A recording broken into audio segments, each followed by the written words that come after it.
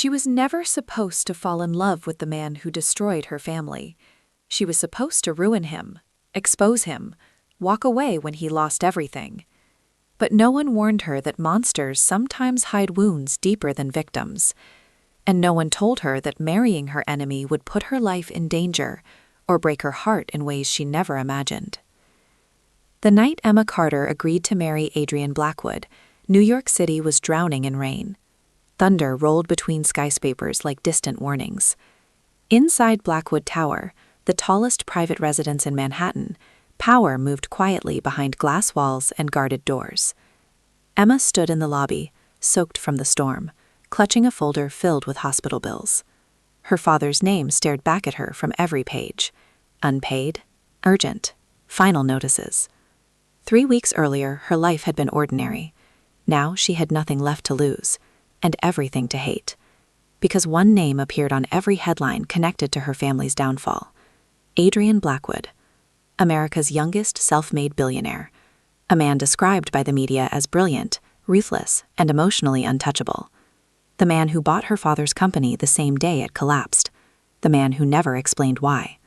The man waiting upstairs. The elevator doors opened silently. Private access granted.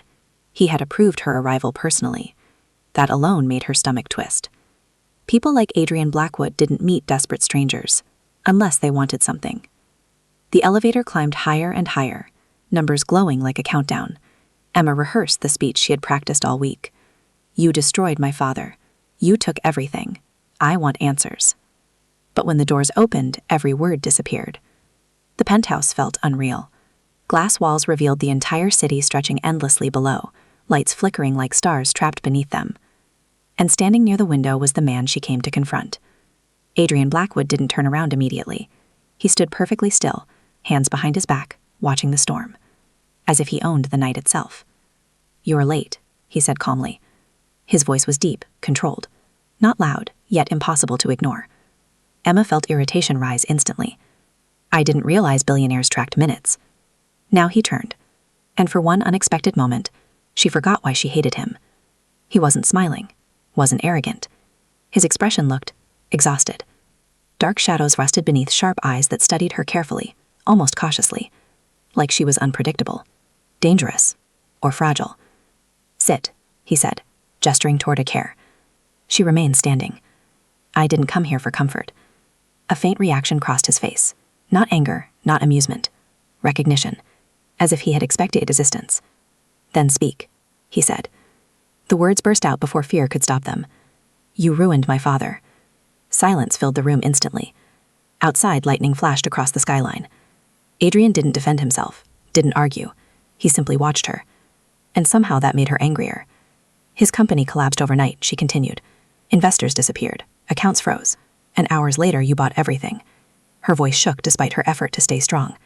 He had a stroke because of it. The last sentence came out softer, more human than she wanted. For a brief moment, Adrian's composure cracked. Pain flickered across his face, quick, almost invisible. I know, he said quietly. The answer stunned her. No denial, no excuse, just 2 words filled with something she couldn't identify. Guilt? No, something heavier. He walked toward a table and placed a document in front of her, a single sheet, precise, prepared. This is why you're here, he said. Emma looked down. Her breath caught. Marriage agreement. She laughed in disbelief. That's not funny. I'm not joking. The calm certainty in his voice made the room feel smaller. You want me to marry you? She asked. Yes. The word landed like thunder. Her first instinct was to walk out. Her second was to throw the paper at him. But then she remembered the hospital monitors surrounding her father, the doctors warning her about long-term care costs, the foreclosure notices, the silence of former friends who vanished when money disappeared. She forced herself to ask, why? Adrian studied her carefully before answering. For 1 year, he said, a public marriage.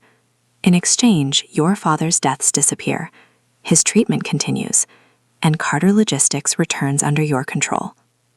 Her heart pounded violently. This wasn't charity. It was strategy. "What do you get?" she asked. He hesitated, just long enough to matter. "Stability," he said finally. "That's not an answer. It's the only one I'm offering." The air between them tightened. Emma stepped closer. "I hate you," she said honestly. His expression softened, not offended, almost sad. "I know."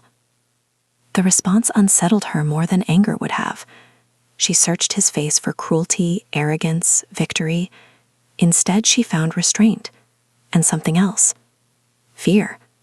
But not fear of her, fear for her. The realization made no sense. "What's the catch?" she demanded. His voice lowered slightly. "You don't ask questions about my private life." A strange chill ran through her. "And after a year, we divorce." Clean, controlled, emotionless. Like signing a contract with a stranger you would never truly know. Emma stared at the paper again.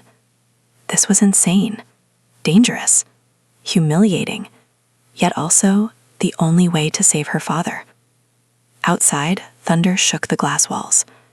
She realized something unsettling. Adrian Blackwood wasn't persuading her. He already knew she would say yes. "Why me?" she whispered. For the first time, he looked uncertain. "Because," he said slowly, "you're already brave enough to hate me." The answer confused her. Before she could respond, his phone vibrated on the table. He glanced at the screen, and all warmth vanished from his face.